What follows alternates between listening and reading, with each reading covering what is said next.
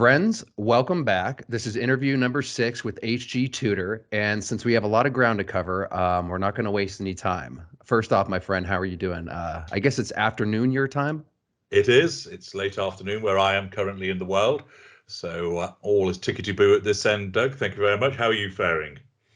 Good, man. And thank you for coming on yet another time. I really do appreciate our conversations. And you know what? I originally had a different kind of interview plan for today, Okay. but I have my mind kind of blown over the last few days with this series that you did on Johnny Depp. Now, I know you covered Amber Heard, and I know you've been covering the trial in general, Mm-hmm. but my man, that 24-part series that you put out really wrecked my brain because I thought I knew what the trial was about.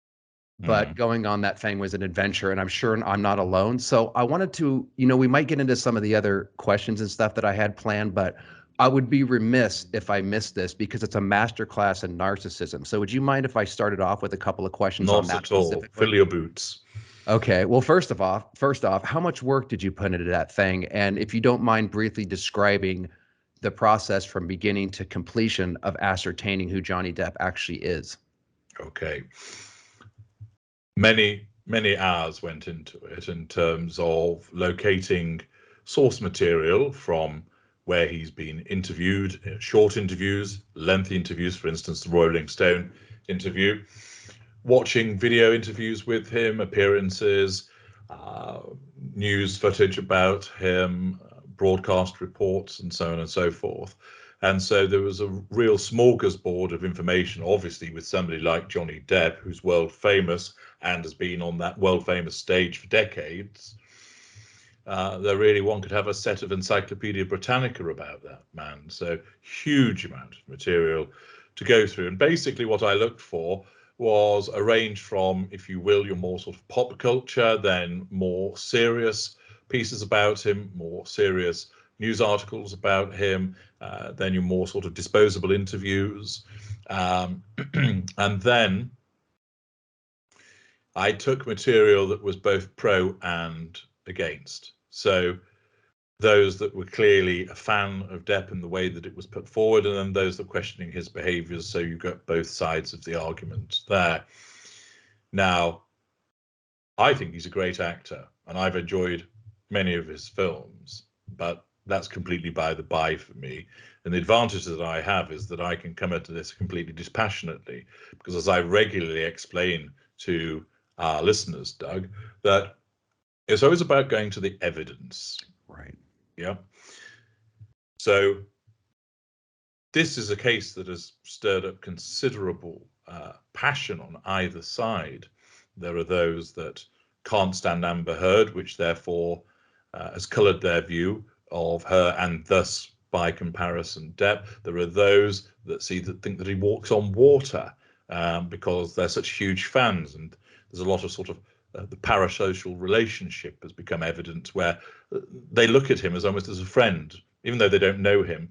Right. They've had this involvement with him, and so that colours their views. And then, of course, there are those that have a very entrenched view that think he's a nasty piece of work, that he's an uncaring drug addict who basically is abusive and is trying to worm his way out of it, utilising his charisma and his currency with the general public. So strong views on either side.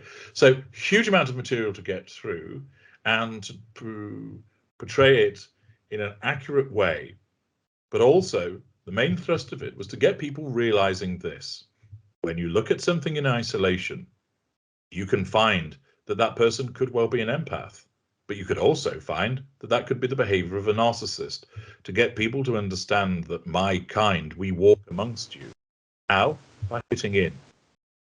So I see comments, for instance, where somebody once said, well, Depp gave away $150 million to Vanessa Paradis. A narcissist would never do that. Wrong. Mm-hmm. A narcissist might well do that if that suited the prime aims. And remember, if he's got 300 million and he gives half of it away, he's not exactly on the bones of his arse, as I made the point. He's not left down to his last couple of million. He's not going to be eating out of dumpsters. He's still got $150 million, and he'll earn quite a lot more on top of that. So if he were a narcissist, he could engage in such financial largesse to say to the world, look at me, I'm Captain Generous here. I'm a good father. I'm a good ex-husband. I don't bear her any ill will, and I've given away half the fortune. He's still got half his fortune. And of course, one can interpret it another way to say, well, what a generous empathic act. And so you can never, ever analyze. Even going up and physically assaulting somebody doesn't tell you in that instance everything you need to know about that person, because there are so many external factors that could be impacting upon that. So what I wanted people to do was to go to this exercise of looking at the evidence, which is what I always tell people to do when they're dealing with their own ensnarements. Go to the evidence, to get people to think about the evidence and also to understand it doesn't turn on one thing. You have to look at it in the round.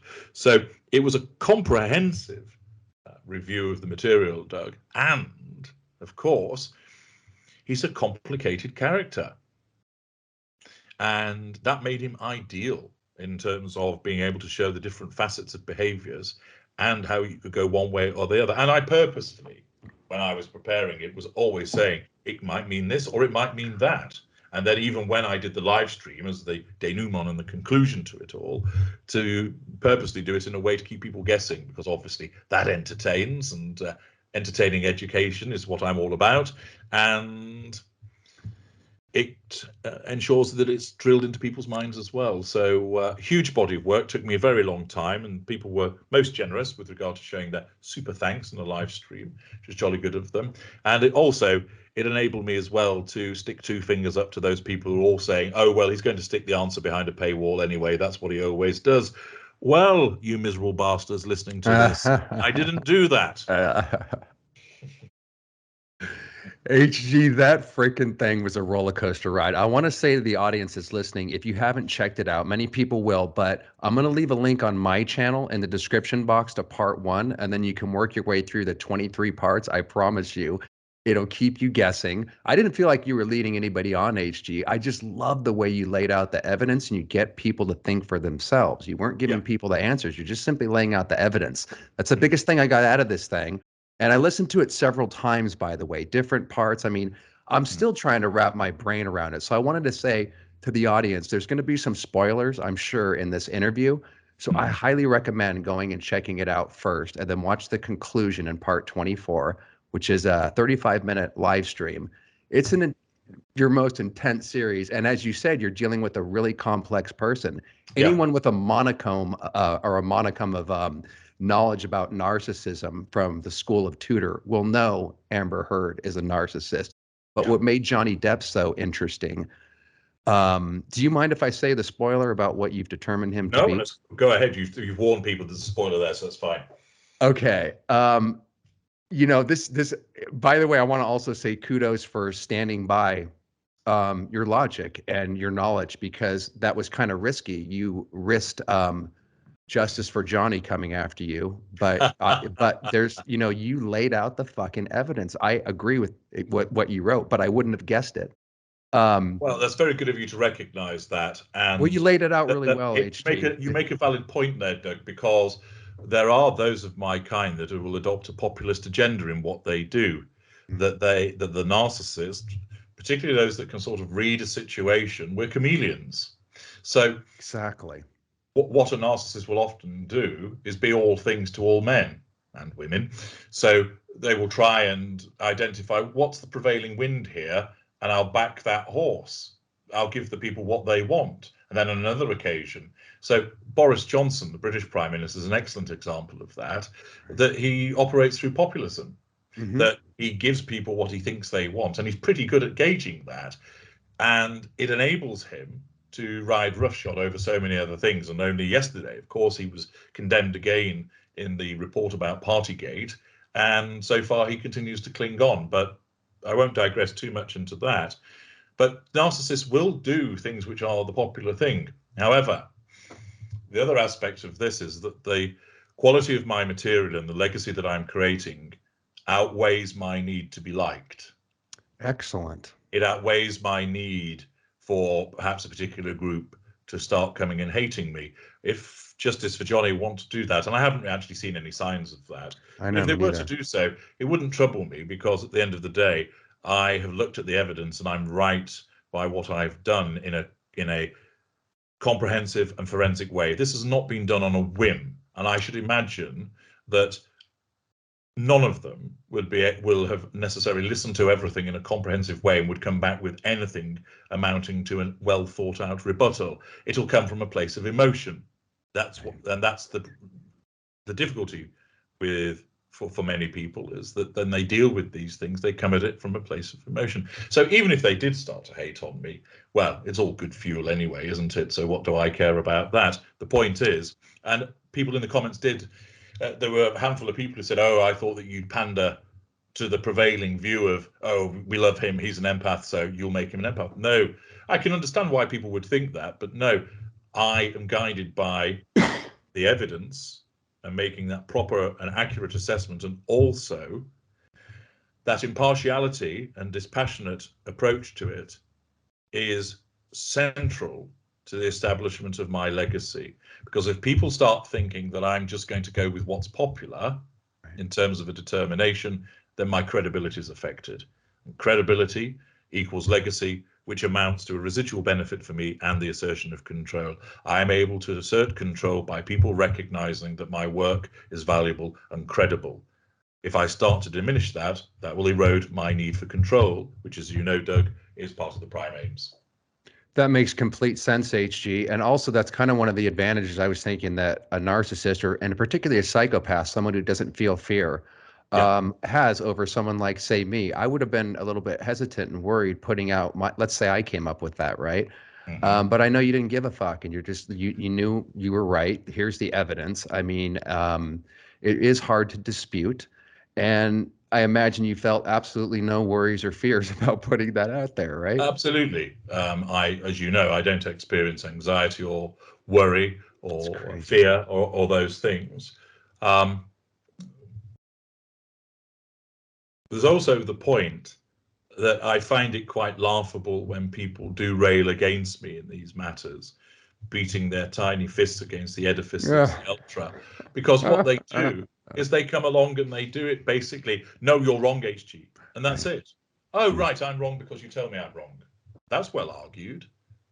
Well done. Now, if someone was to write a detailed email to me, picking apart what I've said, and they do so in a credible way, well, good for them. Okay, I will still disagree with them because I've done my evaluation, but at least they've done it in a constructive way. And therefore, they're holding true to an argument based upon the evidence as they see it.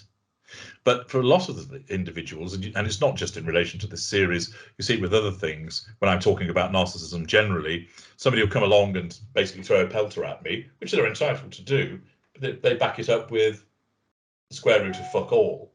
So you have no credibility when you come and do that. Right. I will just either take the mick out of you and point out that what you've done has no substance behind it, and I'll show the evidence that contradicts you, or I'll just ignore you because you're simply not worth my time or effort. But if somebody comes and wants to engage me in a reasoned discussion about it, then I'm interested from an intellectual point of view what they've got to say about it. So that's quite all right. And like you said, come at you with some evidence and have a platform to speak with. I mean, that's one of the things that, again, I guess you don't feel frustration, but you put that's such an unbelievably exhaustive study that you put in. And that's just one of the series. And then you pumped out 5 videos the following day.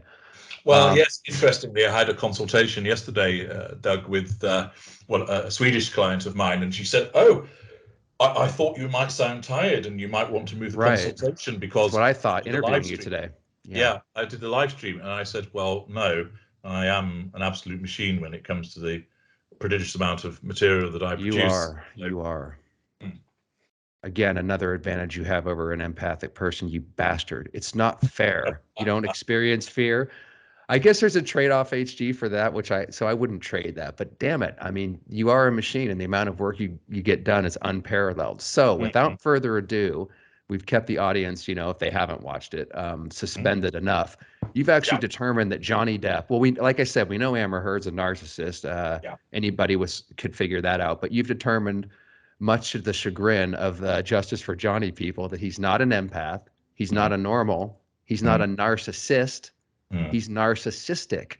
That's right. And that's why I wanted to bring this up, because it gives us an opportunity to, because HG, we're kind of locked into, okay, I'm a normal, I'm a he's an empath or, she's a narcissist. We don't get too much of an opportunity to dive into narcissistic. That Yeah. was one of the, and plus it's on the world stage, and, it's the trial of the century or the bread and circuses of the century, right? But who cares? From the study of narcissism, it's amazing to have this opportunity. So could you briefly explain, how could someone like Johnny Depp, a narcissistic person, become ensnared by a narcissist? How does that dynamic work?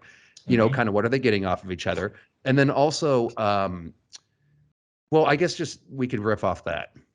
Okay.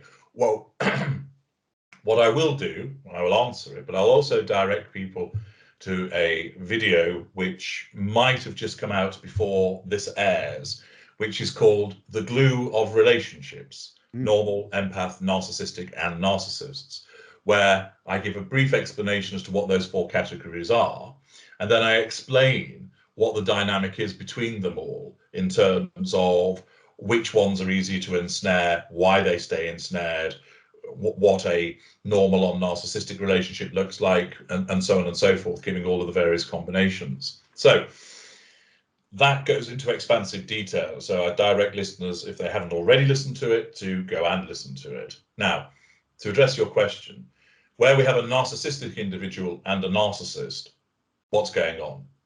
Well, let's start with it from the point of view of the narcissist.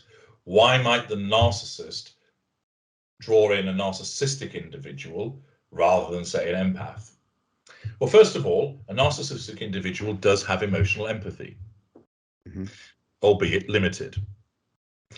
A narcissistic individual may well often present with traits which are hugely attractive to a narcissist, because that narcissistic individual engages in exhibitions of pride, vanity, and showmanship, for example. So what happens is they perhaps engage in financial largesse. That's a residual benefit that the narcissist becomes interested in. A narcissistic individual will provide fuel. They can provide just as much fuel as an empathic individual does. Really? Yeah, because if I'm being shouted at by an empath, who's my intimate partner primary source, and I was being shouted at by a narcissistic intimate partner primary source, their fuel is just as potent and the amounts they're giving me is just the same, because it's the fuel that's coming from those types of individual. Now, so they present in a way. Also, remember that narcissistic individual sort of engaging in the showcasing, the showmanship, and they have emotional empathy, will present as quite an interesting but likable individual. And therefore the narcissism will be thinking, okay, can get plenty of fuel from this person. The narcissistic individuals wanting to impress the narcissist, which makes them easy at that juncture to control, because they're buying into the relationship too, because what they see from the narcissist appeals to them. And I'll address that further in a moment when I discuss it from the narcissistic point of view. So the way that the narcissistic person presents, plenty of fuel available, they present as eminently controllable at that stage, because of the way that they're regarding the narcissist. They will be exhibiting some rather attractive character traits as well, because they may well be well connected as a consequence of being narcissistic. They may well have a huge house because they're very narcissistic, and their selfishness has ensured that they've looked after number one. And there are the residual benefits that come with it. And so from the narcissist point of view, those prime aims are looking really good at that stage. Okay. Now, the problem for the narcissist, of course, comes that as the narcissist moves into devaluation with that individual, which will inevitably happen as a consequence of them being the intimate partner primary source, the narcissist then starts to dole out the devaluing behaviors. And this is where the difficulty arises, because the narcissistic individual is more likely to fight back because their own emotional empathy has eroded and they don't have a lot of it. So that erodes very quickly, exposing anger, jealousy, envy, resentment, defiance, argumentativeness, selfishness. And all of those things then become a problem for the narcissist, because they threaten the narcissist's sense of control. And that's when you get a very turbulent relationship. Interesting. Now, what does the narcissist do in response to those threats to control? They tighten their grip, don't they? Initially, at least. So they try all the harder to bring that narcissistic individual under control. So let's put that in the context of Depp and Heard. Heard comes pootling along, and there's Depp, world famous actor, oodles of wealth, well known. Okay, he's not a wallflower. You know, he can hold a room, he can talk away. So he provides her with fuel. He provides her with plenty of character traits, huge residual benefits. So very attractive. She doles out the, oh, Johnny, you're so marvelous. Dishes out some spicy poontang his way. She's a good looking woman. And, you know, there's also the aspect, of course, that she's much younger than he is. That appeals to his narcissistic trait of vanity. So she ensnares him. And then, as a consequence of her behaviors towards him and his own issues with his addiction and ADHD, he then starts to prove to be difficult to control. Heard, as the type of narcissist that she is, she doesn't back off, but instead there's heated ignition of fury where she tries to get him under control by physically assaulting him, by verbally assaulting him, by shitting in the bed. Yeah? Undoubtedly, probably flirting with other people in front of him, by conducting liaisons with other people, as has been alleged with Musk and Franco, etc. So she asserts control over him to do that rather than initially backing off because he's her possession. And at the end, of course, and this is why the relationship didn't last that long, was that because he keeps having to, because he keeps threatening her sense of control, she keeps having to try and assert control over him directly. And her narcissism takes her in that route time and time and time again because he's there in front of her. And it's only eventually that essentially disengagement occurs because her narcissism recognizes he's too hard to control. He's like it's like she's invaded a country and he's the insurgency. Right, So right. she disengaged by going for divorce because after that short period of time of them being together, I think what they were together roughly 8 months, or was it? It wasn't that long, was it? well, 11 months? They met in 2011, and I think some shenanigans started towards them at the back end of the filming of the Rum Diary, and Then it they were right. I think yeah, 4 years or 5 years or whatever they 4 or knew 5 each other. years, Weren't they something only like that. weren't they only married for a number of months? Well, I think they got married in 2014, didn't they? And so I think it was only yeah, you might be right. Perhaps I'm not about sure. 18 months or so. But I know it either was way, short. the relationship wasn't that long. The marriage certainly wasn't that long. And the reason for it was he gets the golden period. Everything's okay. I mean, he was absolutely smitten with her to begin with because she's giving him the golden period. And then his own behaviors and her devaluing of him as the fuel runs stale means that rather than him do the empathic route, which is what's wrong? What's the matter? How can we sort this out? Yes, he did that sometimes, but as a consequence of his addictions and his underlying strong narcissistic traits, he fought back with her, calling her names, shouting at her. I mean, it's alleged that he physically assaulted her. I don't believe that's the case, but it could have happened, which again is a threat to the narcissist's control. So she gave him this golden period. Everything's fine. And then, as a consequence of his narcissistic traits, he becomes more difficult to control. He enters devaluation. And he, rather than rolling over and being meek and a doormat, fights back. That offends her sense of control. She asserts control over him, more in a vitriolic fashion, abusing him. And that goes on through the sustained devaluation until such time as she then breaks off and disengages from him because that disengagement trigger, namely he's too difficult to control, is reached on the threshold and she backs off. Now, what about from Depp's perspective? Why is he drawn to her? Well, his narcissistic traits drive him forward, that he's vain, there's vanity there. Alongside his emotional empathy, there's pride, there's the showcasing. So he gets this beautiful younger woman that he can show the world, hey, look what I've got, look what I've. So that all accords with that presentation there. He doesn't need to control her in a narcissistic sense. He doesn't have that pathological need. but he's drawn to her as a consequence of what she can still provide to him, which attunes with his narcissistic traits. And then, of course, he's drawn to her by the golden period, which a golden period can be given to normal, empath, or narcissistic. And everybody likes to have their tummy tickled. Okay, so he, as a narcissistic individual, has his tummy tickled by her, and he thinks, I'm getting great sex. I am, even at this age, I am a sexual god. Look at this vixen. She comes in and wanting a bit of little Johnny here. Fantastic. It's all good. And she's on my arm and she seems supportive and she takes my boots off and rubs my feet and all that kind of stuff. Because, of course, she's using cognitive empathy during this golden period. Then it goes wrong. And, of course, he doesn't immediately back off by saying, well, fuck this shit, I'm out of here. Why? Because his strong narcissistic traits of jealousy, of resentment, of defiance, of argumentativeness keep him in the game. A normal person has much weaker traits. They are much weaker. They would just walk away. They wouldn't get ensnared. They may not get ensnared in the first place. And if they did, they're more likely to walk away and go, because they haven't got that pride driving them to stay in. They haven't got the addiction like the empath to cause them to stay in.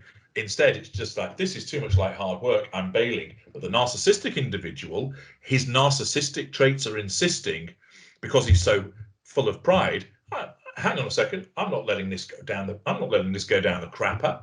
I'm going to fight for this. I'm going to sort this out. And who does she think she is treating me this way? I'm going to tell her straight, you don't treat me this way.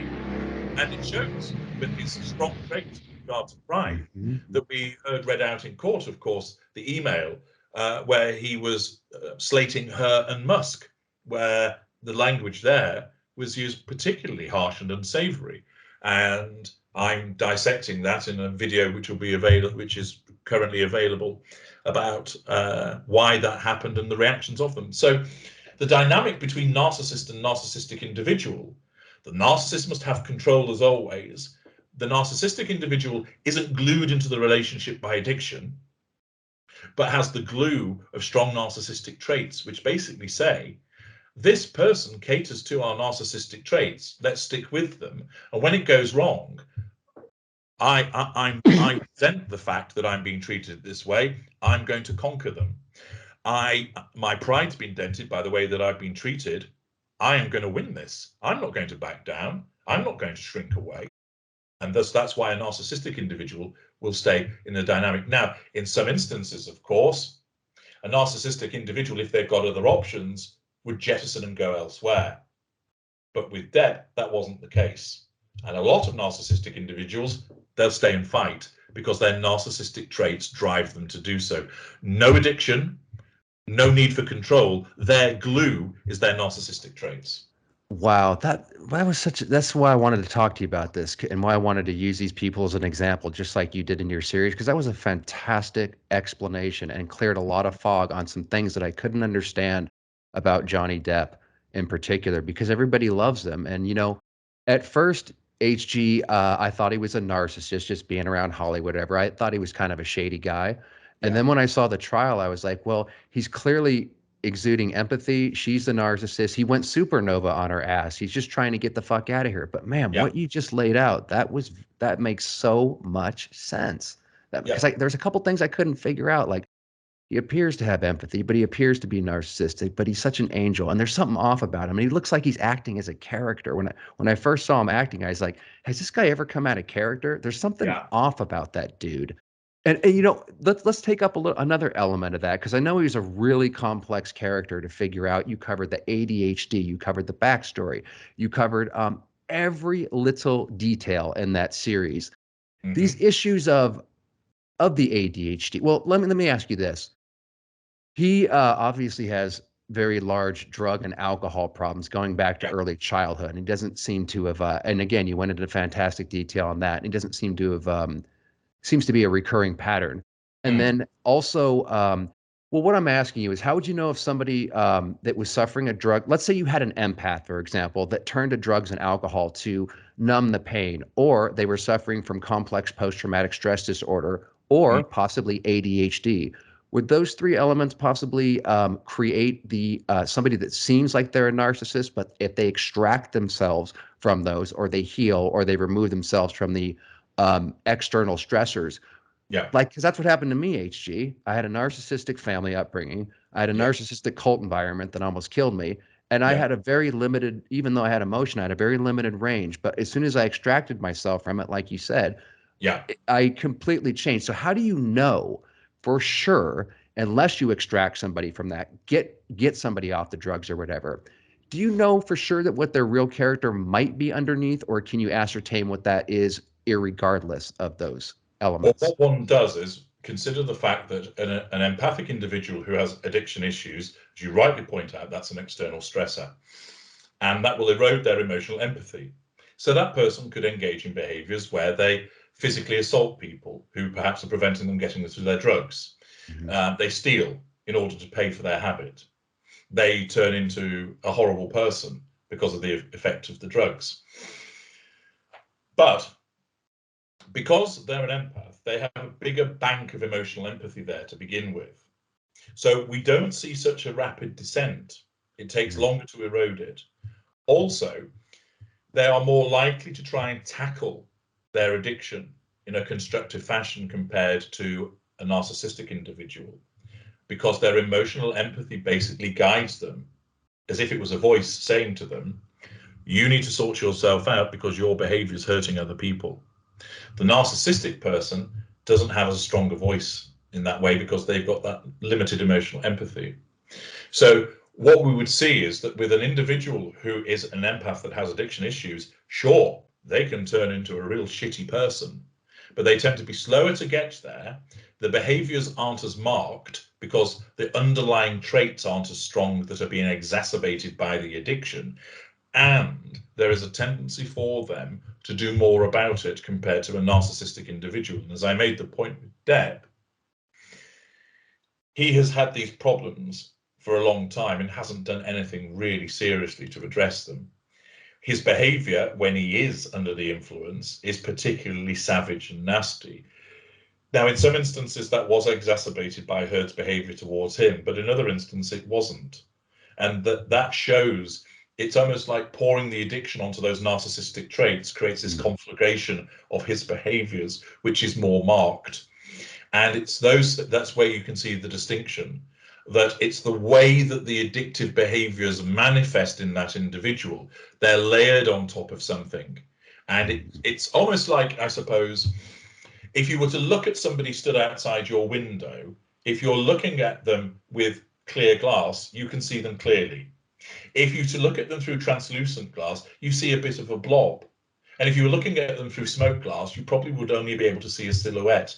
It all depends what you're viewing and through it. So layer the addiction onto an empathic individual, the behaviors as a whole are going to be different to those of where you layer the addiction on a narcissistic individual. And so that's how we see the distinction that's there. Yes, it certainly does cloud a person's character. Absolutely, it does. But there are moments where the clouds part and the sun shines through, and you're able to see what's underneath there. And of course, as we saw with Depp, the crucial factors were his relationship with his children and the previous romantic relationships, as I explained in the conclusion. That's such an the nuance that you have going on in this series, and also what you're explaining right now, is very, very fascinating to me, because this guy was really hard to figure out, and I didn't get too pulled into the series, not the series. You kept me up at night with the frickin' series, but the trial itself, I just been checking it out in and out because I Yeah. can't. It's I definitely can't listen to Amber. It's like I can take 5 minutes before I just start snoring or whatever. But HG, how about when it comes to, you mentioned earlier philanthropy too. So how would a narcissistic and a narcissist apply philanthropy? Because a lot of celebrities, of course, they have to do charitable work. Indeed. And yeah, how does that how does that play out? Okay, well, with the narcissist, it's there just purely for the prime aims. Okay, and having established that they are a narcissist, we know that then they're doing that philanthropy. Okay, that it's done purely for the prime aims. So if you were to look at three people, let's take three people, an empath, narcissistic individual and a narcissist, and they all engage in philanthropy. Excuse me. Looking at that, we won't be able to tell which one's which. Mm-hmm. They all engage in charitable works. They dress up as characters and go around children's hospitals, and they make healthy donations of their own cash. We can't make any distinction between them based just on their philanthropy alone. We have to look at everything else. And then, having looked at everything else and we determine what they are, then we apply that glass, as I was mentioning, in a way that we look through the lens and we say, right, this person's an empath. That means that when an empath engages in philanthropy, it's driven by their emotional empathy for other people. So they're doing it as a consequence of compassion, decency, caring, honesty, perhaps seeking a sense of justice in certain causes, a strong moral compass. How do we know that? Because we've established them as an empath. And because they've been established as that, when we then look at their behavior of philanthropy, we know that it must be predicated on those things. Let's take our narcissist. We now have established that he is a narcissist, or she is a narcissist who engages in philanthropy. What's driving it? Empathic traits? No, because there aren't any. Emotional empathy? No, because there isn't any. Cognitive empathy? Perhaps. They know how to behave. Facade management? Undoubtedly. Pursuit of fuel? Yes, everybody praises him for his charitable works. So he gets all of that fuel. It manages the facade. There may be some residual benefits because, as has been suggested of a certain narcissist married to a royal, there's a bit of a creaming off of the profits, in a sense, with the tax arrangements and so where the various foundations have been placed. So you have a residual benefit there, that you get some spondulics alongside the supposed good works. And so we know that with the narcissist, because that person is a narcissist, that when they engage in their philanthropy, it's self-serving. What about the narcissistic individual? Two worlds, in a sense, collide. They've got limited emotional empathy, so we know that they're doing it driven by some vestige of caring and compassion. But at the same time, it's self-serving for them as well, because it caters to those narcissistic traits of vanity and showcasing. And so basically, it's a case of the empath. Everybody likes to be praised. So when they say, thank you for your charitable works, some will go, oh, it's nothing. And others go, oh, you're very welcome. Thank you. I enjoy doing it. So it's nice to receive that praise, but they don't need the fuel. They do it driven by their emotional empathy and those traits. The narcissist does it absolutely to get all of that praise and admiration. The narcissistic individual does it because it caters to their narcissistic traits of showmanship, showcasing, and pride and vanity. So it makes them feel good about themselves for those reasons to a stronger extent than an empathic individual would. But they're also doing it because they do have some emotional empathy. So with Depp, when he dresses up as Captain Jack Sparrow, he does it because he is being caring towards those children to a limited extent, but also because it makes him feel good, because it's, look at me, I'm in character. So he gets both of those things coming together. An example of comparing these people would be, let's take, there are four houses, and there's a normal, an empath, there is a narcissistic individual, and there is a narcissist. And the empath is going away on holiday, enjoying 2 weeks in Aruba, and says to the normal, will you look after my cat Tiddles? The normal person has emotional empathy for all three of her neighbours. Yes, I'll look after Tiddles for you. Empath goes off to Aruba, comes back and has brought a gift, a bouquet of flowers. Why? Driven by their emotional empathy and their empathic trait of decency, they're saying thank you for looking after my cat. Okay? Driven by their emotional empathy. That's all they're doing. Their emotional empathy guides them to do the right and polite thing. Here's a reward for looking after my cat for 2 weeks. The mid-range narcissist decides that he's going to go and have 2 weeks getting around in New York City. And he says to the normal neighbor, will you look after my pet tarantula while I am away in New York City? And she goes, yes, if you tell me how I do it, I'll pop in and feed Spacey, your tarantula. And as a consequence, The narcissist goes away and comes back and also buys a bouquet of flowers. Why does the narcissist do that? Well, mid-range narcissist thinks they're a kind and empathic person, but they're not, because they're a narcissist. Their narcissism drives them to bribe the empath with a gift to assert control over them and to draw fuel from them. Oh, thank you for the lovely flowers. They show they're under control. They have to be brought under control because they've come up on the radar, and they give fuel. What about our narcissistic person? Well, they want 2 weeks away. They are going surfing in Newquay in the United Kingdom, and say, will you look after my boa constrictor for 2 weeks, please? Yes, will do. Goes in, regularly feeds the mice to it or whatever. And 2 weeks later, back comes our narcissistic individual with a bouquet of flowers. Now, why has the narcissistic individual done that? Well, they do have some limited emotional empathy. So it's driven partially by doing the right thing. But also, our narcissistic individual knows that in 3 weeks' time he's going away again. And he knows that if he keeps her on side with a big bouquet of flowers, she will look after the boa constrictor again. So there is both emotional empathy for her and self-serving interest. So the narcissistic individual is almost like a meeting of worlds. Did we cover the normal HG, how they would respond? The normal's the neighbor. They don't get to go on holiday because everybody's dumping their animals on them. All right, or perhaps the normal eventually thinks there's been an erosion of my emotional empathy for all three of these, and throws the cat in with the tarantula and the snake and all that. Now, that's your psychopathic traits coming out. Well, you can't. You I can't have to. can you? Yes, indeed. That's always the thing. Actually, you're right to point that out. It's frequently. The psychopathic element of me is left thinking, I wonder what will happen if I do this. I know you're who you say you are, HG. There's no doubt about it. But you are, at least over the internet and what you provide, the nicest narcissist I've ever had the pleasure to speak with, man. It's kind of a bizarre combination, what you do and then it's entirely understandable, because I know the value of maintaining this facade of being approachable and pleasant. I bet you do.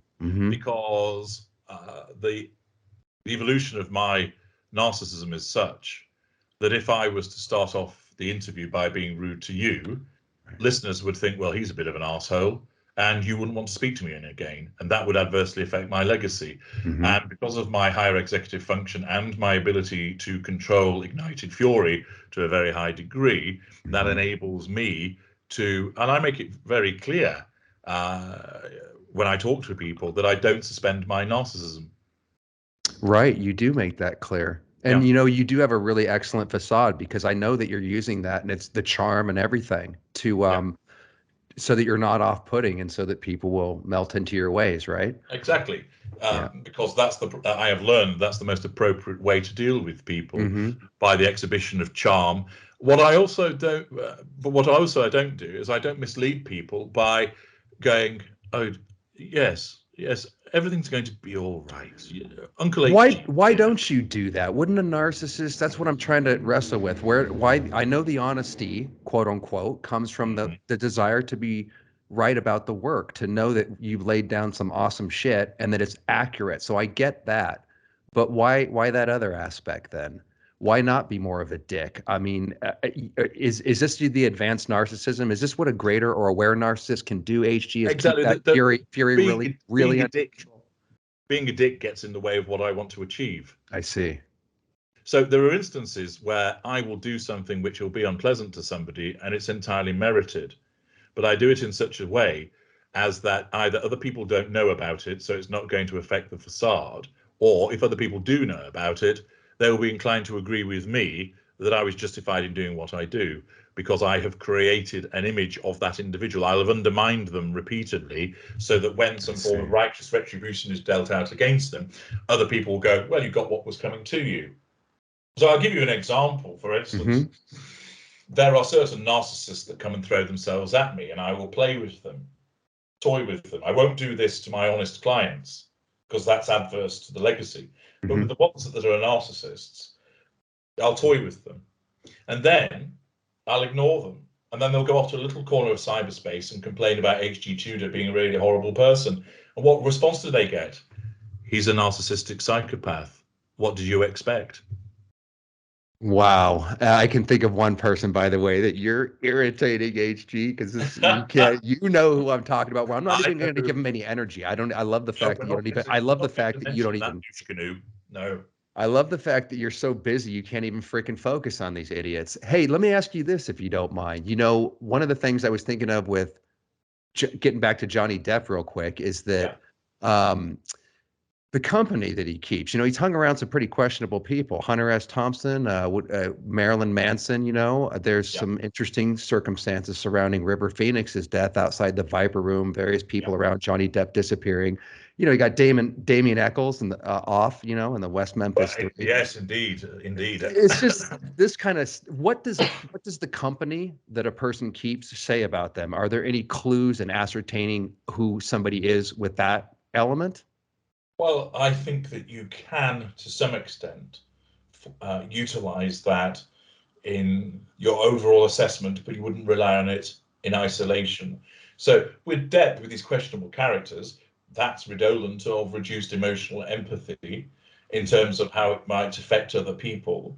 And it caters, of course, to his grandiosity that arises out of his vanity and his pride, that I'm the type of guy that should be hanging out with these really interesting people. And there is that arrogance there that I don't give a fig if people think that me hanging out with Marilyn Manson's a bad thing. And I know that the situation with Eccles is very divisive, Mm-hmm. because I've had my clients and readers and viewers contacting me saying there's something not right there, but Mm-hmm. they've witnessed that if you were to criticize him, that there's a lot of people that suddenly jump to his defense and start threatening people. So Mm-hmm.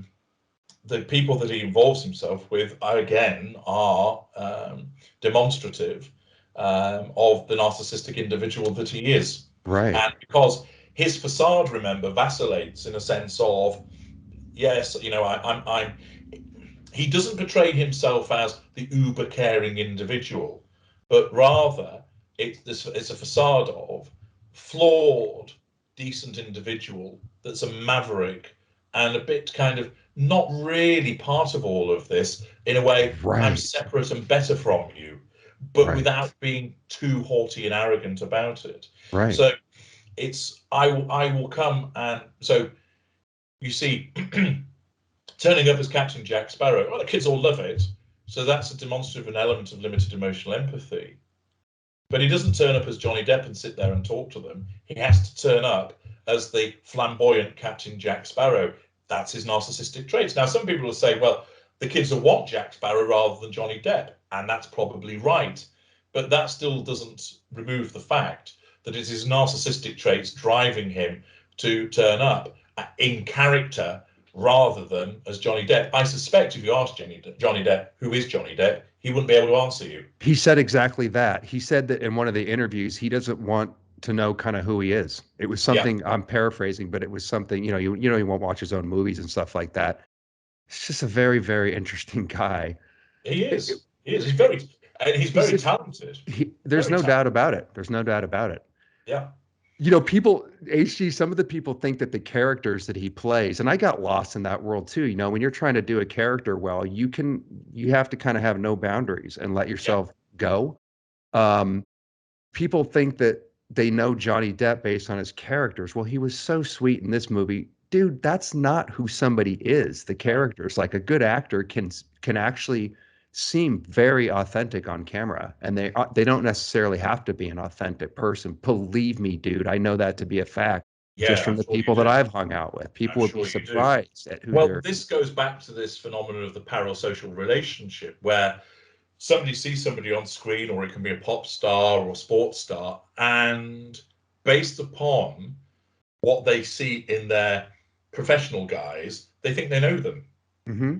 And this is the old adage of never meet your heroes, because you see this person who turns up on a football pitch, scores 3 goals, signs the autographs, and then gives an interview and talks about his love for the club and kisses the badge, and you think, oh, he's a great guy. If you were to meet him, you'd find him foul-mouthed, more interested in banging hookers and not bothering with the kids. because that's a persona that you're being shown, and people think that they have a kind of relationship with them They because, do. and particularly social media has enhanced that, because you see so much about this person's lives. Years ago, it was almost as if famous actors and actresses and pop stars and the like went into a shoebox, and they just came out to do the shows, and you never really knew much else about what else they did.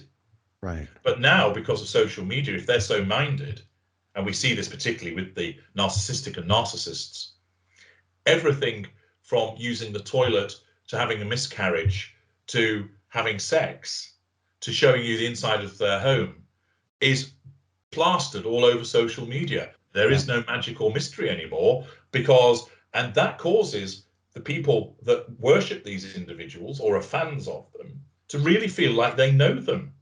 I've been there at their worst moments. I've been there when Chrissy Teigen suffered a miscarriage because she plastered it on Instagram. Lack of boundary recognition, sense of entitlement, absence of emotional empathy from her. I've analysed her in the Tudoscope, as you know. And somebody who's a fan of hers thinks, oh, I know her because she shared her intimate moments. She doesn't. She could easily breeze past you and not piss on you if you were on fire. It's so bizarre, HG. I'm sorry. No, please carry on. You cut out. Were you? I didn't want to interrupt you. Were you speaking? No, I paused and then you made your Oh, observation. So my bad. I just got to, yeah, believe me, I know what you're talking about, man. And in that social media, it's taken away the mystery. I don't want to know who all these people are. I don't want to know I it's don't taken want to away know. I miss that, man. it's taken away the mystery, and it's also made famous people seem accessible when actually they're not. And it's right. Good caused in point. the mind of people this concept of the parasocial relationship where they think to themselves, yeah, I really do know this person. So that creates a bond with them, so that they form a view based upon what they're being shown. Well, who does that the most? Who shows you what they want you to see? My kind do. My kind. Right. And so it's all about managing all of that and showing you all of these things. Now, certain narcissists are haphazard and they put everything out there, good and bad. But a lot, it's all about showing you how beautiful their home is and all the beautiful outfits that they're wearing. And here's me at this gala and here's me at this ball. And they don't show you the fact that, they have to spend 3 hours getting rid of the hump on the back and getting rid of the particularly hirsute, and putting in the chicken fillets and changing it all these differences that have to be made, and people fall for it, and they are shown a particular facet of that individual's life, and they think that is wholly who they are. Yep. And it cons people. Social media has created this whole illusion, this sub-reality that's not real, but it's pretty damn convincing. And like you said, you feel like you know these people. I want to go back to the mystery where we didn't know these freaking people. Yeah. Well, of course, HG, we have 8 minutes left. That went by so freaking fast. Well, I if there's guess more you want to touch on, Doug, we can carry on a bit longer. That's fine.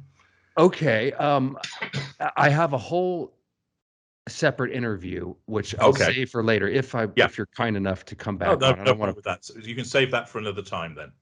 Well, I wanted to leave people with a bit of a cliffhanger. Yeah, let's do that. I always have so much to ask you. I need to book. I'll pay you, man. I need to book a 5-hour interview with you because it's right when we get going. We have to end off. But anyway, so let's end off with this, HG. And we touched upon this in one of the other episodes, and I know you have an empath series that you're working on. That's right. So don't give away anything you don't want to. But we've covered in great detail, you on your videos and us in these interviews, on how a narcissist is formed, namely the lack of a controlled environment and the genetic predisposition. And we touched upon very briefly how an empath was formed. Could you possibly say a little bit about that in closing? And like I said, anything you might want to say on the upcoming empath series. And then I guess we'll delve more into that area, because that leads into the whole other interview that I had planned before you put out this masterpiece on, the whole trial. There's two things I'll say to that, Doug. The first is I am going to tease now, and basically the creation of the empath is what's covered in this new material that's going to come forward. Oh, excellent. So I'm going to keep that under wraps for now, because it's going to be addressed in detail. So suffice to say, it helps people understand what makes a super empath, how's a codependent formed, why does the standard empath become that way, what makes a contagion. So it is addressed. Now, I've done a lot of work on that and a considerable body of research to get to that.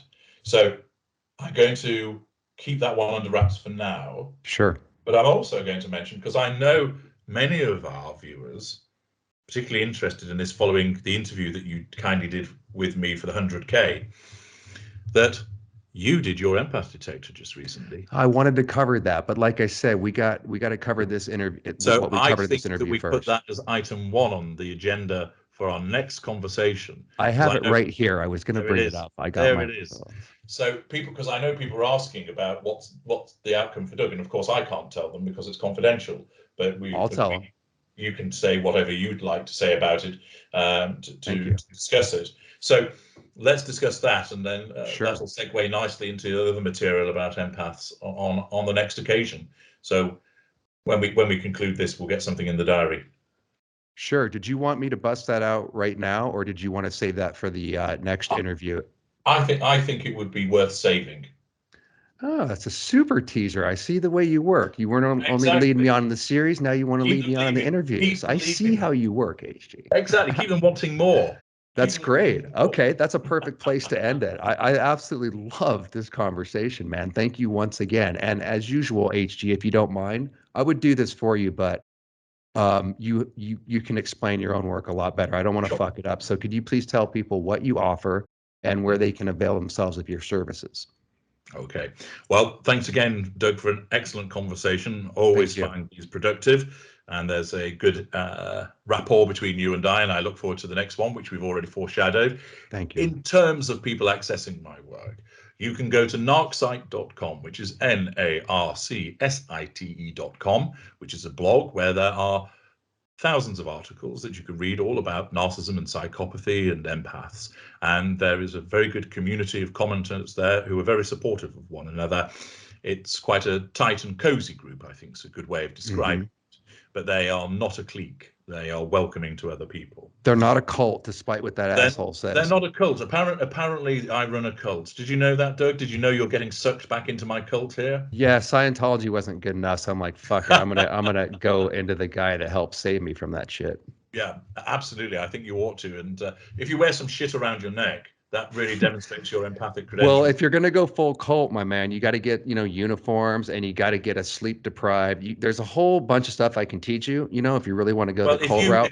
If you send me an invoice for your cult services, and then that'll help me implement that better and brainwash everybody. No problem. HG, if I didn't have a conscience, I'd be a millionaire because I know exactly how to manipulate people, and I could easily start my own cult. But since you don't have a conscience, I'll gladly pass information over to you. Dude, you already obviously know this far better than I do. Indeed. So that's the blog. I also have a YouTube channel, which is HG Tudor, Knowing the Narcissistic Ultra. Just search for that, and there's about 2,700 videos there telling you lots and lots about me and narcissism and practical tips, etc. If you want to know, are you dealing with a narcissist, go to the blog, and if you go in the menu bar, there is the narc detector. If you want to know if you're an empath, as we touched on, as I just discussed with Doug, you can do that.